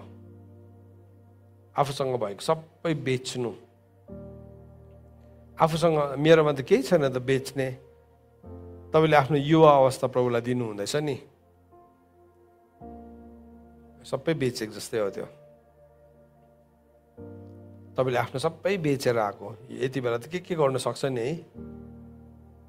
सबै बेचेर मेरो पछाडि लाग भन्दाखेरि चाहिँ के भन्यो, त्यो मान्छे चाहिँ निराश भएर फर्क्यो। किनभने नि प्रभुलाई सारा हृदयले प्रेम गरेको थिएन। एउटा सर्टन लेभल जहाँ चाहिँ ऊ सेफ हुन चाहन्थ्यो। हेर्नुहोस् प्रभुको आज्ञा पालन चाहिँ नि हाम्रो लागि सेफ्टी गार्ड मात्रै हुनु हुँदैन। कतिजना साह्रो डराउँछ प्रभुको सेवा गर्ने भन्छ कि, तर नि सेवा आँट नै हुँदैन, डराइहाल्छ है। तँलाई मार्नु आउँछ अरे, तँलाई यस्तो हुन्छ अरे, झन् सपनामा पनि त्यस्तै देख्यो भने त अत्तालेर है, सास बढेर प्रेसर हाई भएर हस्पिटल एडमिट होला जस्तै हुन्छ। उसले प्रभुलाई चाहिँ कति बुझिरहेको छ भने नि अघि प्रभुमा आउनुभन्दा अगाडि जुन चाहिँ कुराहरूलाई पुज्दै थियो उसले, त्यसलाई चाहिँ राम्रोसँगले खुसी पारेन भने त्यसले दुःख दिन्थ्यो नि है। त्यसलाई अलिकति त्यसको गरजाप मिलेन भने त्यसले हेप्नु थालिहाल्थ्यो। प्रभुलाई पनि त्यस्तै सम्झिरहेको छ। होइन, प्रभुले झुट बोल्नुहुन्न, म तँलाई छोड्दिनँ भन्नुको मतलब चाहिँ के हो, उहाँले मलाई छोड्नु हुँदैन। म तँलाई प्रेम गर्छु भनेको चाहिँ के हो, उहाँले मलाई प्रेम गर्नुहुन्छ भनेको हो नि, प्रेम गर्नुहुन्छ। अन्त त उहाँले मलाई छडिलाउनुहुन्छ त, अन्त त उहाँले मलाई चेतावनी दिएर पनि बाटोमा फर्काएर लिएर आउनुहुन्छ। तर मलाई चाहिँ चेतावनी पनि कसैले, कतिजना मान्छे के हुन्छ, कसैले पनि केही नभन्नुहोस् मलाई, म पनि कसैलाई केही भन्दिनँ, अनि के गर्छु प्रभुसँगको सम्बन्ध पनि त्यस्तै मात्रै बसिरहेको हुन्छ। अनि त्यो चाहिँ हल्लिन सक्छ, त्यो चाहिँ हल्लिन सक्छ है। त्यस्तो भनिरहेको बेलामा नि उसको केही कुरा ड्याम्मै आएर भत्क्यो भने है, तपाईँको नयाँ गाडी आएर ड्याङ्गै भत्काइदियो भने त्यति बेला हल्लिन्छ, खै त प्रभु तपाईँलाई म यत्रो प्रेम गरिरहेको छु, सबै 10 आज्ञालाई मानिरहेको छु, किन मेरो गाडी भत्क्यो? हल्लियो त अन्त। तपाईँ कुन चाहिँ राज्यमा छ? सो यो हिब्रूको किताब 11 अध्यायको 35 पद अनुसार चाहिँ प्रभुले भन्नुभयो, सबै तिमी हुन चाहन्छौ भने चाहिँ बेचेर मलाई पछ्याउ। त्यो चाहिँ एउटा यस्तो क्याटेगोरीको मान्छे हो जसले चाहिँ आफ्नो सबै कुरालाई छोडेर प्रभुलाई पछ्याएको। थुप्रोपल्ट नि जब त्यस्तो मान्छेहरू खडा हुन्छ, थुप्रोजना भाइ बहिनीहरूले भन्छ म यसरी प्रभुमा निस्केको, मलाई पनि थुप्रोजनाले भन्नुहुन्छ मेन्टोरिङ गरिदिनुहोस्, सिकाइदिनुहोस्। पुरा डर लागेर आउँछ मलाई एउटा हृदयभित्रबाट नि यस्तो भय आउँछ, प्रभु यो मान्छेले यत्रो ठुलो बलिदान गरेर निस्केको छ, उसको लागि चाहिँ म गवाई हुन सक्छु, म साँच्ची नै मेन्टर हुन सक्छु। डेन्जरस कुरा हो नि त त्यो, डेन्जरस कुरा हो। किन कसैले त बलिदान दिएर निस्किँदैछ। म हिजो हाम्रो घरको भाइ बहिनीसँग त्यही कुरा गर्दै थिएँ, हामी बलिदान दिएर निस्केको हो भने चाहिँ म तिम्रो बलिदानलाई अनर गर्छु। तर पुत्रको स्वभाव चाहिँ के छ भने चाहिँ ऊ चाहिँ जहिले पनि अधीनतालाई बुझ्छ, उसले परमेश्वरको अनुशासनलाई बुझ्छ। ख्रीष्ट यीशुको बारेमा हेर्नु हो भने पुत्रलाई जब पीडामा परे नि, प्राणको वेदनालाई देखे नि, वचन लेखेको छ परमेश्वर सन्तुष्ट हुनुभयो त्यसलाई देखिकन। अनि त्यो प्राणको वेदना चाहिँ नि परमेश्वर दुष्ट भएर हेर्नु चाहनु भएको होइन, त्यो प्राणको वेदनाभित्र चाहिँ मेरो छुटकारा थियो। आमेन। हाम्रो अनुशासनको वेदनाभित्र चाहिँ नि हाम्रो जातिको छुटकारा हुन्छ। आमेन। यो साधारण कुरा होइन। त्यसले गर्दाखेरि चाहिँ नि यसलाई हामीले गम्भीरतासँग लिनुपर्छ। सो यो हिब्रूको किताब 11 अध्यायको 35 पदमा के भन्दैछ, अरूहरूले चाहिँ उत्तम पुनरुत्थानको लागि चाहिँ आफ्नो सबै केही कुरालाई नठानिकन बरुभन्दा उनीहरू शास्ति खाएर मर्नलाई तयारी भयो। म एकपल्ट पढिदिन्छु ल, यहाँ बुकमा राख्नुहोस्। अहिले म यहाँ तल पत्रुसको खण्डमा आउनेवाला छु। यसरी भनेर लेखेको छ 35 पदमा, हिब्रू 11 को 35मा, स्त्रीहरूले आफ्नो मरेकोहरूलाई पुनरुत्थानद्वारा जीवित पाए, अरूहरूले चाहिँ मृत्युपछि अझ उत्तम जीवन प्राप्त गर्नलाई। सो के हुन्छ, सेवकाईमा बढ्दै गरेको हुन्छ, सेवकहरू सेविकाहरू बढ्दै गरेको हुन्छ है, सबैजनाको नजर लाग्छ उसमाथि है। अब केटीहरू हो भने केटाहरूको नजर लाग्छ, यस्तै केटी पायो भने हुन्थ्यो, केटा हो नि मतलब केटा हो भने केटीहरूको नजर यस्तै केटा पायो नि। तर तपाईँले के कुरालाई हेरेर अगाडि बढ्नु भएको मलाई थाहा छैन, आई डोन्ट नो। तर एउटा यस्तो क्याटेगोरी पनि छ जसको लागि चाहिँ नि संसार चाहिँ केही पनि छैन। उनीहरूले चाहिँ के गर्यो अरे भन्दाखेरि चाहिँ उनीहरूले चाहिँ मृत्युपछि अझ उत्तम जीवन प्राप्त गर्नलाई, उनीहरूको जति पनि कुरा थियो कसको पछाडि थियो हजुर? मृत्यु पछाडि थियो। हो त्यहाँ चाहिँ प्रब्लम छ। हाम्रो म्याथमेटिक्समा हाम्रो म्याथमेटिकमा चाहिँ त्यहाँ मिस्टेक भएको। के मिस्टेक भएको छ भन्नुहोस् त, अहिले नै चाहिहाल्यो है, पवित्र जीवन पनि जिइदिन्छु, यो धनी मान्छे जस्तै सबै आज्ञा पालन पनि गरिदिन्छु, तर यो पनि छोड्दिनँ म। प्रभुले उसलाई कन्डेम त गर्नु भएन, तर उसले नै भन्यो नि त, उसले नै प्रभुलाई सोध्यो नि त, अब यो सबै त मैले गरिरहेको छु, अब सिद्धता चाहिँ कसरी हासिल गर्नु भन्दाखेरि चाहिँ प्रभुले भन्नु, ओल्लु सिद्धता हासिल गर्ने हो भने चाहिँ के गर, आफूसँग भएको सबै बेचेर मेरो पछाडि लाग। अब यहाँ दुईवटा कुरा छ हेर्नुहोस्, प्रभुले फोर्स गर्नुहुन्न कसैलाई पनि फोर्स गर्नुहुन्न, तर यदि तपाईँको लक्ष्य चाहिँ सिद्धता हो भने चाहिँ नि त्यसको तरिका चाहिँ त्यही छ। प्रभुले भन्नुभयो नि यो मान्छेलाई, तिमी सिद्धतालाई हासिल गर्ने हो भने चाहिँ आफूसँग भएको सबै बेच र मेरो पछाडि लाग भन्नुभयो है। त्यो एउटा ठाउँ छ। यो मैले वचन प्रचार गरेकै तपाईँलाई यस्तो हुनुपर्छ भनेको होइन, तर नि त्यो बाहेक अर्को विकल्प पनि छैन, त्यो सत्यता पनि भन्नुपर्छ। फेरि उनीहरूले चाहिँ के गरे अरे भन्दाखेरि चाहिँ मृत्युपछि अझ उत्तम जीवन प्राप्त गर्नलाई छुटकारा इन्कार गरेर बरु शास्ति भोगे। प्रभुले छुटाउनु हुन्छ भनेर उनीहरू पर्खेन अरे, शास्ति भोग्यो। अनि के गर्दैछ, शास्ति भोग्यो, अरूहरूले गिल्ला यहाँ कति किसिमको पाक्छ नि 10 किसिमको कुराहरू पाक्छ है। कहाँदेखि सुरु हुन्छ यो ठाउँ चाहिँ नि कहाँदेखि सुरु हुन्छ, यो ठाउँ कहाँदेखि। आज मेरो प्रिय भाइ आउनु भएको छ, प्रभुलाई धन्यवाद, उहाँको लागि बोलेको होइन मेसेज, तर आज मेसेज यहाँसम्म आइपुगेको परमेश्वरले बोल्नु भएको। यो ठाउँ चाहिँ नि गिल्लादेखि सुरु हुन्छ, गिल्लादेखि सुरु हुन्छ। गिल्ला गर्नेको बैठकमा चाहिँ नि तपाईँको गिल्ला हुन्छ, गिल्ला सुरु हुन्छ। गिल्ला कोर्राबाजी आएर नि यीशु ख्रीष्टले जस्तो कोर्रा लाउँदैन, तर अयुबको किताबमा भनेको छ 5 अध्यायमा निन्दाको कोर्रा है, बरुभन्दा कुटे पनि हुन्थ्यो भने जस्तै हुन्छ, तर कोर्राबाजी निन्दाको कोर्रा हुन्छ त्यो चाहिँ। त्यसको बादमा के भन्दैछ, बन्धन। बन्धन हिजो हामीले पढ्दै थियौँ भजन सङ्ग्रह 105 मा, परमेश्वरको वचनले युसुफलाई नखारिन्जेलसम्म भने चाहिँ खुट्टामा किल्ला ठोक्यो अरे, घाँटीमा चाहिँ के लगाइदियो अरे, साङ्ला। बन्धन, बन्धन भाग जस्तै हुन्छ। मसँग हुने एकजना भाइले यहाँ आएर मसँग बस्छु सिक्छु भनेर भन्दै थियो, अन्त हजुर हुन्छ भनेर केही वर्षसम्म थियो। अनि एक दिन ऊ बजार घुमेर आउँदाखेरि मलाई मिचारहरूले सिन्सियर कन्फेसन गर्यो, आज म बजार घुमेर आउँदा दाजु कस्तो स्वतन्त्र फिल गरिरहेको छु भन्दै थियो। किन भन्नुहोस् त, त्यो ठाउँमा नि बन्धन फिल गर्छ। यो चाहिँ शैतानिक होइन, शैतानिक होइन, यो चाहिँ बन्धन। अन्त त्यो बन्धनलाई चाहिँ है मान्छेले गीत गाउन थालिहाल्छ संसारको, I want to break free भन्न थालिहाल्छ। ब्रेक फ्री हुन चाहिहाल्छ मान्छे। त्यहाँदेखि के आइडिया लगाउँछ, यताबाट भएन नि त्यो स्विच थिच्छ, त्यो स्विच कुन चाहिँ स्विच थिचेर कसलाई चलाएर कहाँ के गर्नु, यस्तो दामी खेल्छ गेम।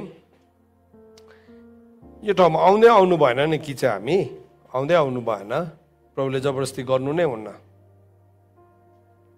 तर ख्रीष्ट यीशुले भन्नुभएको चाहिँ कसैले मलाई पछ्याउँछ भन्ने चाहिँ आफैलाई इन्कार गरोस् भनेको चाहिँ यो मान्छेहरूको कुरा गरेको हो। उनीहरूले साँच्चै नै आफैलाई इन्कार गरेको हो। किन भन्नुहोस् त, they were waiting for the better resurrection.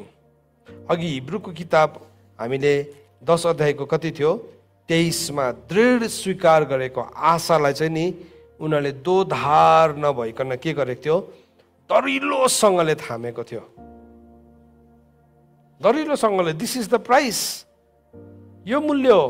प्रभु यीशु ख्रीष्टले त्यो, अब यीशु ख्रीष्ट त्यो मान्छेको कुरालाई अहिले आउँछ म त्यहाँ भन्दैछ, बन्धन कैद पनि भोग्नु पर्यो, कैद भोग्नु परेछ, करौतीले चिरियो है, भनाइ हिँडाइमा चिरेक जत्तिकै हुन्छ। चिरेक मात्रै भए त ठिकै, नुन पनि छर्किन्छ फेरि अर्को ल्याएर। सुन्नुहोस्, सजिलो छैन, सजिलो चाहिँ छैन यो बाटो।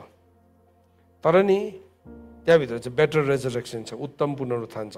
अनि त्यसको बादमा के भन्दैछ, ढुङ्गाले हाने, ढुङ्गाले हानेको जत्तिकै लाग्छ नि, ढुङ्गाले हान्यो, करौतीले चिर्यो, तरवारले मार्यो, भेडा र बाख्राको छालाहरू लगाएर हिँड्यो है। लुगा पनि नभएर चाहिँ भेडा र बाख्राको छालामै हिँड्नुपर्ने है। हामी बप्तिस्मा दिने यहुन्नालाई देख्छौँ, he was one of them. यहाँ बप्तिस्मा दिने यहुन्नाको नाम लेखेको छैन, तर उसले चाहिँ पशुको छाला लगाएर हिँड्दै थियो। अनि त्यसको बादमा के भन्दैछ, लाएर कङ्गाल भएछ, कङ्गाल भएर क्लेश र दुःख पाउँदै यताउति डुली हिँडे। अब त्यस्तो हिँड्ने मान्छेलाई त संसारमा त के भन्छ है, बैरागी भन्छ नि। तर अब यो त्यस्तो खालके बैरागी थिएन, यो चाहिँ नि उत्तम पुनरुत्थानको लागि उनीहरूको हृदयभित्र चाहिँ नि नहल्लिने राज्य पाएको मान्छेहरूको नक्सा थियो। यो चाहिँ रियल बाइबलले देखाएको पिक्चर मैले बताएको है, मेरो आइडिया होइन, this is not my idea. So यहाँ के भन्दैछ, त्यो धनी मान्छेलाई प्रभुले भन्नुभयो मत्ती 19:21 मा, यसुले तिनलाई भन्नुभयो, तिमी सिद्ध हुन चाहन्छौ भने गएर तिमीसँग भएको सबै बेचेर दरिद्रहरूलाई देऊ र तिमीले स्वर्गमा धन प्राप्त गर्नेछौ, अनि आएर मेरो पछाडि लाग। आफूसँग भएको सबै बेचेर देऊ, नराख, अनि मेरो पछाडि लाग। जब ती जवान मानिसले कुरा सुने तब तिनी दुखित भएर गइहाले, किनकि तिनको धेरै धन सम्पत्ति थियो। उसको धन सम्पत्ति चाहिँ कहाँ थियो भन्नुहोस् त? यो पृथ्वीमा थियो। तपाईँको धन सम्पत्ति कहाँ छ? यो पृथ्वीमा छ कि आउनेवाला राज्यमा छ? है, अघिको विश्वासको नायकीहरू चाहिँ के थियो अरे? पृथ्वीमा चाहिँ कङ्गाल भन्दैछ, कङ्गाल थियो अरे। यसको चाहिँ के थिएछ? धेरै धन सम्पत्ति थिएछ। कन्ट्रास्ट देख्नु हुँदैछ? दुईटा कन्ट्रास्ट। उसले नै सोधेको थियो नि त प्रभुलाई, नसोधी बसेको भए त थ्याङ्क यू प्रभु, तपाईँले मलाई भनिदिनु भयो, आई विल कन्टिन्यू भनेको भए अर्कै कुरा हुन्थ्यो। तर उसले बाठै भएर सोधिहाल्यो नि त। अब अझै ममा के कमी छ, के चाहिँ कमी छ भनेर सोधेको। अब क्वेसन सोधे, एन्सर त प्रभुले दिनै पर्यो फेरि, कि उहाँ एन्सर हुनुहुन्छ नि, उहाँ सत्य हुनुहुन्छ। अनि त्यो चाहिँ नि, त्यो भन्ने बित्तिकै पत्रुस तल आइहाल्यो फेरि 27 पदमा है। छेउमा बसेर सुनिरहेको थियो, छेउमा बसेर गफ, अब इनर सर्कलको मान्छे थियो नि त। अनि पत्रुसले आएर भन्दैछ, तब पत्रुसले उहाँलाई भने, हेर्नुहोस् है, आफैलाई देखाएर भन्दैछ, हेर्नुहोस् यहाँ आइएम पत्रुस, मिस्टर पत्रुस। थाहा छ होला नि, फिसिङ बिजनेस थियो मेरो, फिसिङ त्यो गलिलको त म च्याम्पियन थिएँ, सबैभन्दा लिडिङ सप मेरै थियो। हेर्नुहोस् यहाँ मलाई हेर्नुहोस् है। हिब्रूको किताबले चाहिँ यीशु ख्रीष्टलाई हेर्नुहोस् भनेको छ, उसले चाहिँ यीशु ख्रीष्टलाई भन्दैछ मलाई हेर्नुहोस्। आफू जस्तो लाग्यो है हामीलाई। हामी प्रभुलाई भन्छ नि, हेर्नुहोस् त प्रभु, म कति बेसी दाम चुकाएर बसेको छु, म कस्तो माया लाग्दो भइरहेको छु, कस्तो चर्चमा सबैभन्दा माया लाग्दो मै हो, सबैले मलाई बुझ्दैन, हेर्नुहोस् न हौ प्रभु, मलाई पनि हेर्नुहोस् है।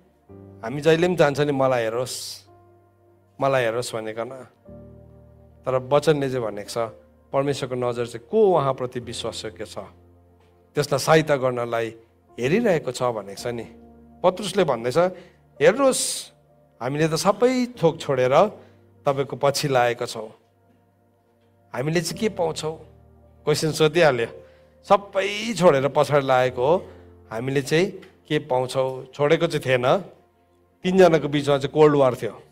याकुब, पत्रुस र यूहन्नाको बिचमा चाहिँ के थियो भन्दाखेरि चाहिँ कोल्ड वार थियो।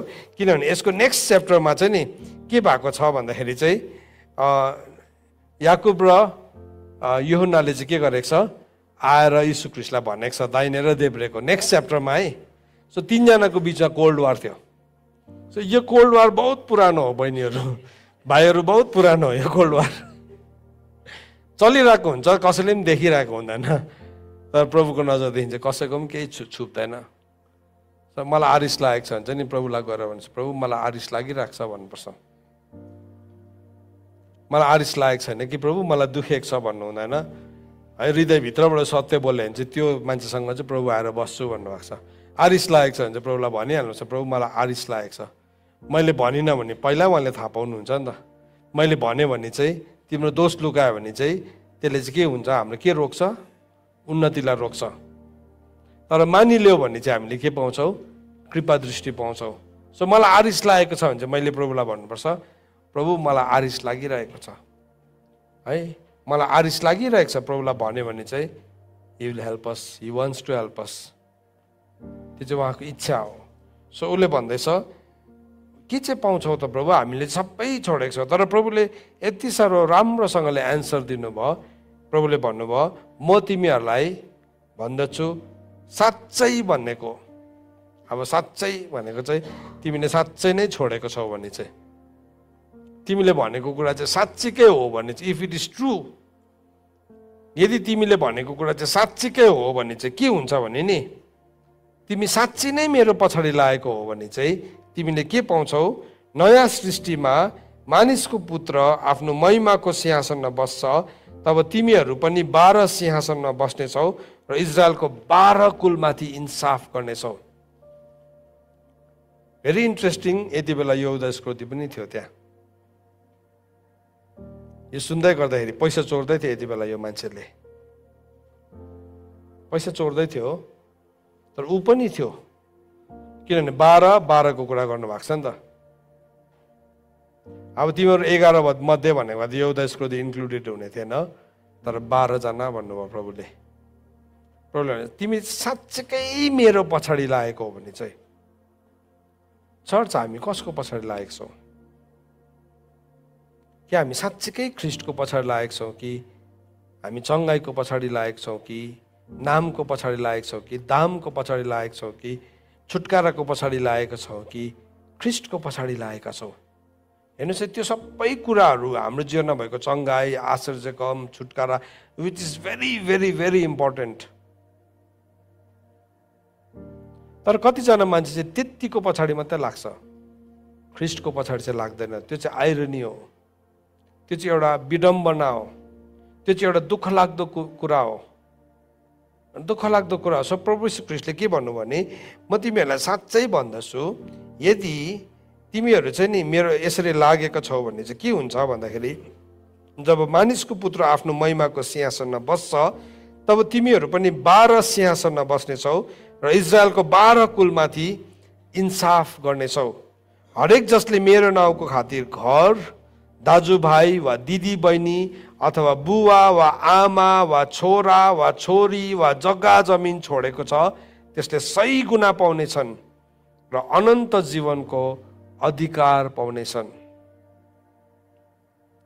जे छोडेको छ नि त्यो चाहिँ 100 टाइम्स मल्टिप्लाई हुन्छ अरे किङडममा, राज्यमा चाहिँ, राज्यमा।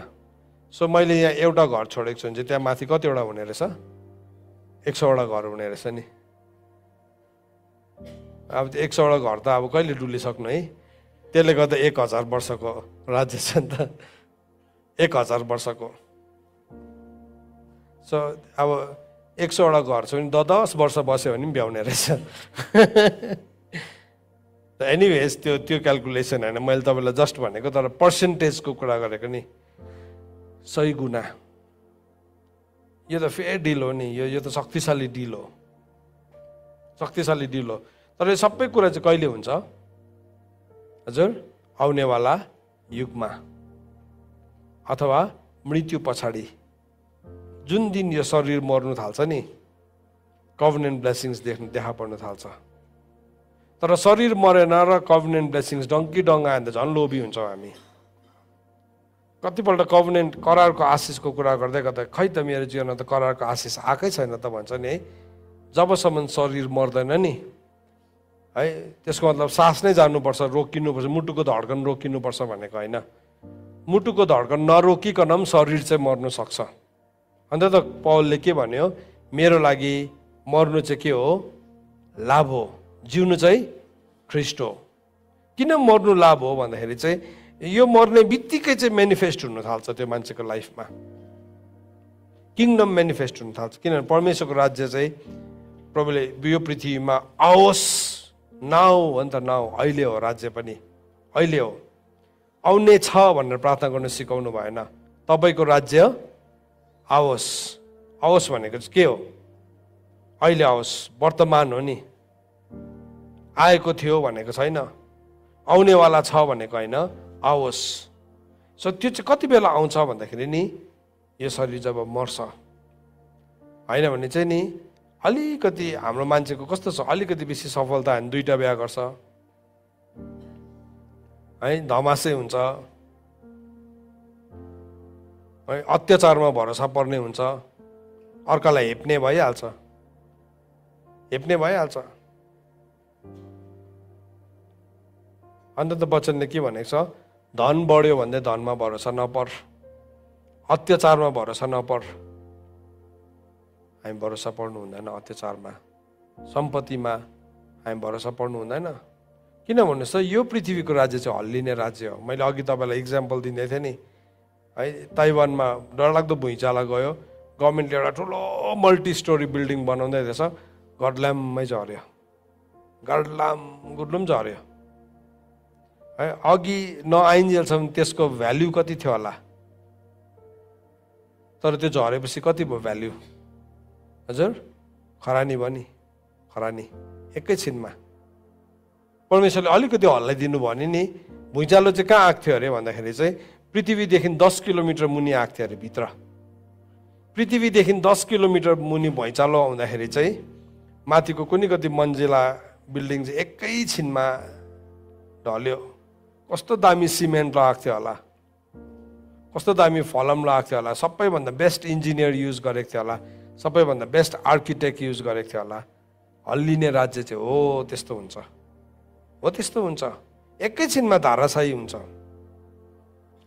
तर नहल्लिने राज्य पाएको छ भने चाहिँ नि केही फरक पर्दैन। फेरि विश्वासको नाइकेहरूलाई नि अन्त हिब्रूको किताब 11 अध्यायमा विश्वासको नाइकेको कुरा गरेको छ है। उनीहरू चाहिँ कसरी उनीहरूको भरोसाको त्यो आशालाई है त यो वचनलाई याद गर्नुहोस् ल, यो वचनलाई सबैले मेमोराइज गर्नुहोस्। अनि यो वचन चाहिँ किनभने विश्वास चाहिँ सुनाइबाट आउँछ नि त, मेमोराइज गरेर भनिरहनुहोस् आफैलाई। हिब्रू 10:23 हामीले दृढ स्वीकार गरेको आशालाई दोधार नभइकन दरिलोसँग थामी राखौँ, किनकि जसले प्रतिज्ञा गर्नुभयो उहाँ चाहिँ विश्वासयोग्य हुनुहुन्छ। आमेन। यसलाई मेमोराइज गरौँ, हाम्रो हृदयमा राखौँ, यो वचनलाई भनेको भनेको भनेको भनेको भनेको गर्नु थालौँ। किनभने विश्वास केबाट आउँछ? सुनाइ केबाट आउँछ? परमेश्वरको वचनबाट आउँछ। सो परमेश्वरको वचनबाट त्यो सुनाइ आएपछि चाहिँ नि हाम्रो लागि हल्लिने सहर चाहिँ के जस्तो पनि लाग्दैन। फेरि अब धमास दिँदै अर्काको हेरेर तिमीहरूको हल्लिने हो, तिमीहरूको भुइँचालोले ढाल्छ नभन्नुहोस् है, त्यो चाहिँ पत्रुसको जस्तै बेहोरा। हामीले के पाउँछौँ भन्नु पर्दैन, त्यसलाई चाहिँ नि विश्वास बनाऊ हाम्रो। हो त्यही विश्वास पहिले एउटा 5 अध्यायको 4 पदमा होइन, संसारमाथि विजय हुने चाहिँ हाम्रो के हो? विश्वास हो। यो कुराले चाहिँ नि हामीलाई संसारमाथि विजय हुन दिन्छ। हामी संसारमाथि विजय बनिन्छौँ। किन भन्नुहोस् त? हामीले त्यो विश्वासलाई थामिरहेको हुन्छौँ, हामीले त्यो भरोसालाई जीवनमा थामेर राखेको हुन्छौँ। सो हिब्रूको किताब 12 अध्यायमा आइपुग्दै गर्दाखेरि चाहिँ त्यहाँ के भनेको छ भन्दाखेरि चाहिँ अब हामीले पाएको राज्य चाहिँ नहल्लिने राज्य हो। नहल्लिने, कहिले पनि हल्लिँदैन। किनभने त्यो राज्यको फाउन्डेसन जग चाहिँ को हुनुहुन्छ भने नि ख्रीष्ट येशू हुनुहुन्छ। त्यो राज्यको जग चाहिँ कहिले पनि हल्लिनुहुन्न। उहाँ यति साह्रो बलियो जग छ। त्यो कुनै ढुङ्गामाथि हामीले निर्माण गरेको छौँ भने नि हाम्रो खोसियो, हामीलाई अत्याचार भयो, हामीलाई भनाइ आयो, निन्दा आयो। सो कतिजना मान्छे चाहिँ नि त्यसको बिचमा चाहिँ पुरा दोधारमा पर्छ। अनि त्यो सिजन चाहिँ नि तपाईँ एक्लैलाई आएको होइन, हरेक विश्वासको नायिकाहरूलाई आएको रहेछ। पृथ्वीमा भएको एकजना विश्वासको नायिकालाई नि आएको रहेछ र त भन्दैछ, हिब्रूको लेखकले भन्दैछ, हामीले दृढ स्वीकार गरेको आशालाई दोधार नभइकन दरिलोसँग थामी राखौँ। अब कतिजनाले भन्छ हिब्रूको लेखक तिमोथी हो भनिकन। सो हिब्रूको टोन सुन्दै गर्दाखेरि पौलको छ, तर अब तिमोथीलाई चाहिँ तिमोथीको लागि तिमोथीको बुवाको ठाउँमा चाहिँ पौल थियो नि त। सो एक किसिमले तिमोथी पौलको एउटा उसको हातबाट नेतृत्व भएको एउटा छोरो जस्तै। जसरी बाउले छोरालाई अनुशासन गर्छ त्यही अनुशासनमा हुर्केको कारणले ल्याङ्ग्वेज एउटै छ, तर यो एउटा जवान मान्छे थियो त्यति बेला। यो मतलब पौललाई हेरी चाहिँ धेरै कलिलो उमेरको थियो। उसले पनि आफ्नो जीवनलाई दिएको थियो। यदि उही नै हो लेखक हो भने सो उसको आफ्नै लाइफको कुरा पनि उसले भन्दैछ। या त हिब्रूको लेखक जो पनि हो तिमोथी होइन भने पौल हो भने पनि उसले आफ्नै लाइफको कुरालाई भन्दैछ। हामीले चाहिँ नि हामीले दृढ स्वीकार गरेको आशालाई दोधार नभइकन दरिलोसँग थामी राखौँ, किनकि जसले प्रतिज्ञा गर्नुभएको छ उहाँ विश्वासयोग्य हुनुहुन्छ। यही कुरालाई पौलले 2 तिमोथी 1:12 के भनेको छ? मैले कसलाई विश्वास गरेको छु त्यो चाहिँ म जान्दछु, कसलाई मेरो जीवन सुम्पेको छु त्यो चाहिँ म जान्दछु। मेरो प्रियहरू, यो ठाउँमा नि हामी सबैजना जान्छौँ, दोधार हुने ठाउँमा जान्छौँ। तर त्यो ठाउँमा पुग्नु चाहिँ पाप गरेको होइन, तर त्यति बेला चाहिँ हामी सम्झिनुपर्छ मैले चाहिँ यसलाई दोधार नभइकन थाम्नु पर्ने रहेछ। अनि त्यो कसरी हुन्छ भन्दाखेरि चाहिँ हिब्रूको किताब 12 अध्यायले भन्छ त्यो हुनु हो भने चाहिँ विश्वासको कर्ता ख्रीष्ट येशूलाई हेरौँ। पत्रुस पनि दोधार भएको थियो। अघि त्यही पत्रुस जसले नि मत्तीको किताब 19 अध्यायमा हामीले सबै कुरा छोडेको छौँ भने नि ख्रीष्ट येशूको पुनरुत्थानको बादमा पनि उसले के भन्यो? म चाहिँ अब फर्केको, संसारमा फर्केको, फिसिङ इन्डस्ट्रिजमा फर्केको। अनि त्यो भन्ने एकजना मान्छे मात्रै चाहिएको थियो, अरू चेलाहरूले पनि त्यस्तै फिल गरिरहेको थियो, त्यस्तै अनुभव गरिरहेको थियो है। अब प्रभु पुनरुत्थान त हुनु भयो नि, फेरि अब स्वर्गरोहण हुनुहुन्छ, त्यहाँदेखि त हामीलाई एक्लै छोड्छ। तर अब यहाँ यो हिब्रूको लेखकले भन्दैछ हामीलाई बोलाउनु हुने परमेश्वर चाहिँ कस्तो हुनुहुन्छ, जसले प्रतिज्ञा गर्नुभएको छ उहाँ चाहिँ कस्तो हुनुहुन्छ, विश्वास योग्य हुनुहुन्छ। हामीले दृढ स्वीकार गरेको आशालाई दोधार नभइकन दर्रोसँग थाम्नुपर्छ। This is the key. यो चाहिँ साँचा हो। यसलाई चाहिँ नि दर्रोसँगले थाम्नुपर्छ। यसलाई यस्तो दर्रोसँग थाम्नुपर्छ। यसलाई दर्रोसँगले थामिराख्यो भने चाहिँ नि हामी लाजमा पर्दैनौँ है। हामी के भन्नु, हामी हार्दैनौँ तर हामी विजयी बन्छौँ।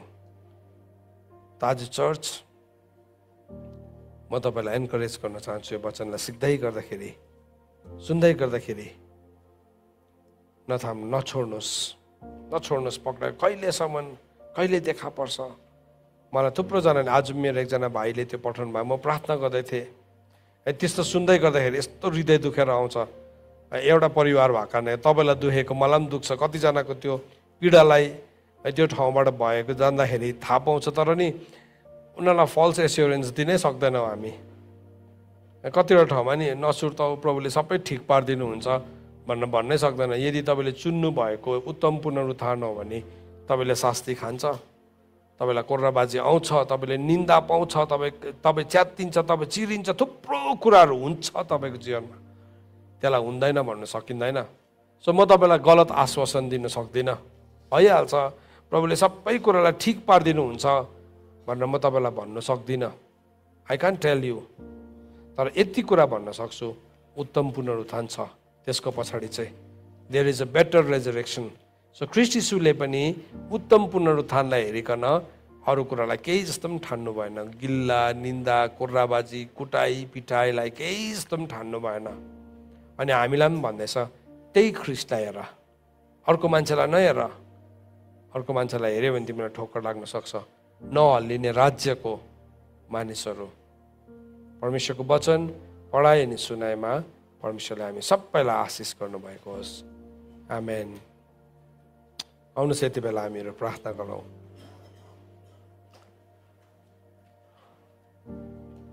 प्रभु, हामी तपाईँलाई धन्यवाद दिन्छौँ, तपाईँलाई धन्यवाद दिन्छौँ प्रभु। आज हामीले दुईवटा क्याटेगोरीलाई हेऱ्यौँ प्रभु।